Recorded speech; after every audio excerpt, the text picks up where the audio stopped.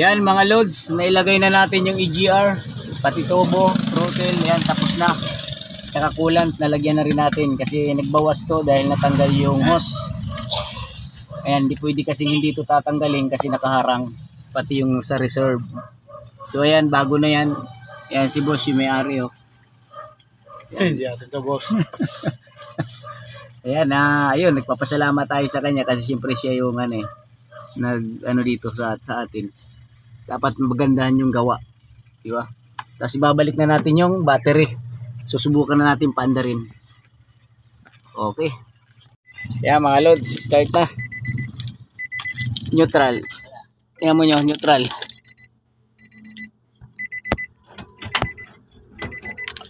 Okay. Start na.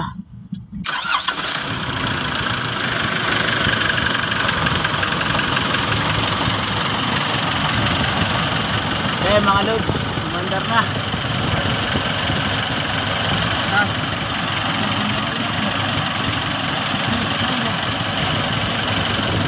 So titikin pa natin ang coolant niyan.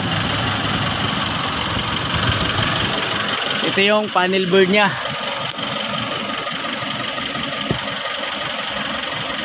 Umilaw sa wiper. Meron talaga yun eh. Meron talaga yun eh. Sige. So ito, dadagdagan natin ng coolant. Kasi bababa pa yan. Dito nga pala mga loads, yung coolant natin RX5. Yan o.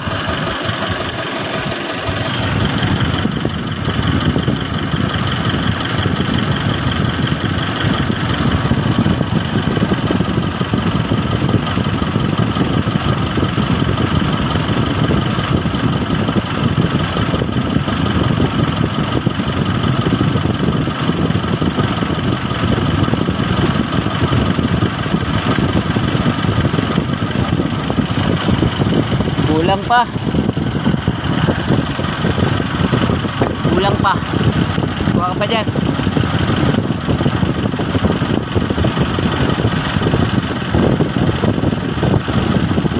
Sabi nyo. Ayan mga lode. Ayos na ayos yung andar niya. Parang maluwag. Kung sa tao, nakahinga na siya ng maayos.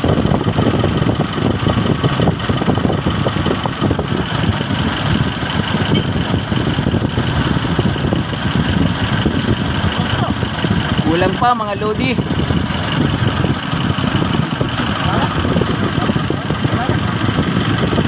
Kahit sir siguro mineral. Mineral pwede na. Oo. Masama naman kasi yung puro coolant. Dapat may yan. Mineral na tubig. Kasi pag puro bumabara din dito sa radiator natin mga loads. Di na.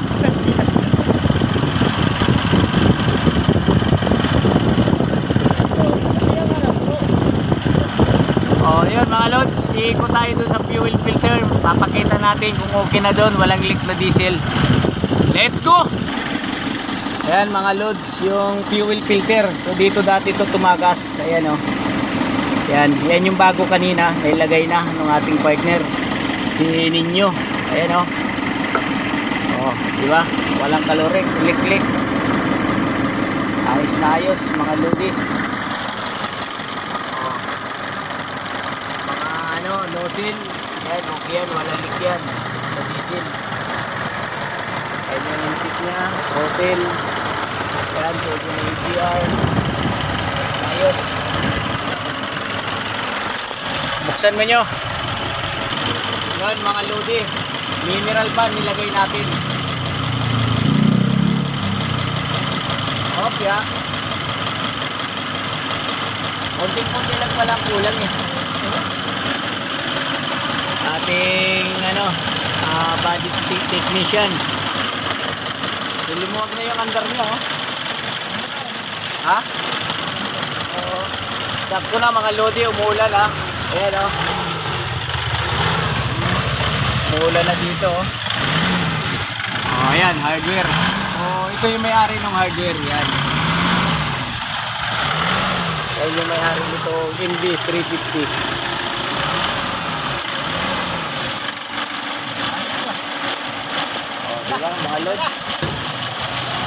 lods, ayan, pakisara na lang ng ano, radiator cap. Para yung tubig, hindi ano, hapon. Ayan. Okay. Sasarado muna natin kasi umulan na. Ayan mga lods, oh. Alas 3 na ng hapon dito sa Tagaytay, may bukas mo na hardware. Eh sa atin sa Naik, alas 12 lang pag linggo. Sarado na. Ayan o, hardware yan o, makakala nyo. Ayan o, mag-alambre yan. Screen, o, diba? Tagaytay lang ang malakas. Hanggang alas 7 pa doon ng gabi, makakala nyo. O ayan mga lods, oh. Yung NV350 na ginawa natin, so inabutan tayo ng ulan. Eh si ano, si Ninyo Vlog. Ay mga lods, lumalakas na oh. Sus, grabe. Oh, sus, grabe oh, lakas. Umalis pa sir yung tao dyan. May binili lang yung tao dyan. Ay, baka madali yung motor ko. Yan. Ayan mga Lonzo, inulan na tayo dito sa Tagaytay. San Mayor Tagaytay, ang lakas eh. Saan kayo nakakita ng hardware hanggang alas 7 pa, linggo? Ayan o, oh. Dito lang yan. Alas 7 pa na sila ng gabi nagsasara eh. Sa amin alas 12 lang, sarado na pag linggo eh. Ay, tayo niya, Mari. Ikaw na nyo. Galing tayo sa init eh. Nahawakan ko to. Hawakan mo. Sige, sige. Kapag ako yung Christmas na magpaganda eh. Yung sandwich ang siguratan, marami na kinala. Oo. O, ayan. Inulan yung ating ano, gawa. Buti na lang, pinatapos tayo bago umulan. Ayan o. Nilinis lang namin yung mga ano, prino. So yun, patila lang tayo ng ulan.